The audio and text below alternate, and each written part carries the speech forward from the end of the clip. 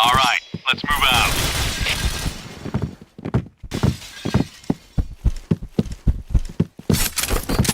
Fire in the hole! Fire in the hole! Fire in the hole!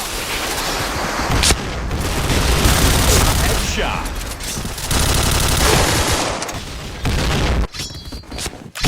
Dengar suara itu? Bagi sebagian orang, itu cuma suara game tembak-tembakan biasa. Tapi buat kita, anak-anak warnet generasi 2000-an, itu adalah suara perjuangan di hari Minggu pagi. Suara bolos sekolah yang ketahuan. Dan suara kemenangan saat berhasil ngedefuse bom di detik terakhir.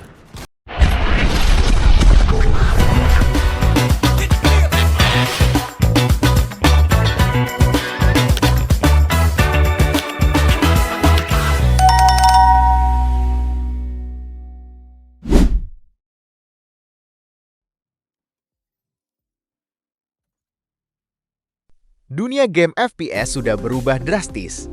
Kita melihat Counter-Strike berevolusi, Crossfire yang sempat mampir, hingga gempuran game modern seperti Valorant atau Apex Legends. Tapi di pojokan warnet atau di list download PC kamu sekarang, nama itu masih ada, Point Blank. Kenapa game yang sering disebut tua dan penuh cheater ini justru jadi yang paling abadi di Indonesia? Hari ini kita bedah rahasianya. Tahun 2009 adalah kunci. Saat itu, Point Blank datang di waktu yang sangat tepat. Spesifikasi komputernya ramah kantong pemilik warnet, tapi grafisnya saat itu terasa jauh lebih modern dibanding CS 1.6. Point Blank bukan cuma game. Point Blank adalah identitas. Ingat sistem pangkatnya? Dari tengkorak sampai major, kolonel hingga bintang. Pangkat bukan cuma angka. Itu adalah status sosial di pergaulan. Siapa yang nggak bangga kalau ke warnet terus login ID dengan pangkat bintang 1? Satu warnet bakal ngerubungin kamu cuma buat lihat cara mainmu. Tapi perjalanannya nggak mulus. Kita harus jujur, Point Blank punya sejarah kelam dengan cheater. Dari wallhack sampai tumbal, komunitas ini hampir hancur karena kecurangan yang nggak ada habisnya. Belum lagi drama pindah tangan publisher. Banyak yang meramal PB bakal mati saat Mobile Legends atau PUBG Mobile menyerang. Logikanya, buat apa main game PC yang penuh cheater kalau bisa main game kompetitif di HP? Tapi nyatanya, ramalan itu salah total. Ada 3 alasan utama kenapa PB tetap bertahan saat yang lain tumbang. Pertama, mekanik yang nagih atau quick change. Main PB itu soal ritme. Mekanik quick change ganti senjata cepat membuat tempo permainan PB sangat agresif.